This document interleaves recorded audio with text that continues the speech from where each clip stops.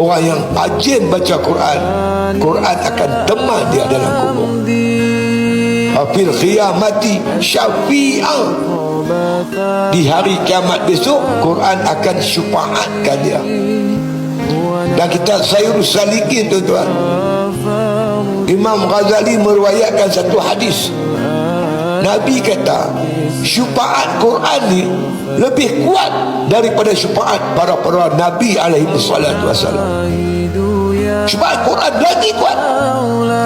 Wa ala sirati nur, di atas sirat, tuan-tuan, Quran akan suluh kita ni. Siratal mustaqim ni titian tu bagi orang beriman dilebarkan oleh Allah Ta'ala.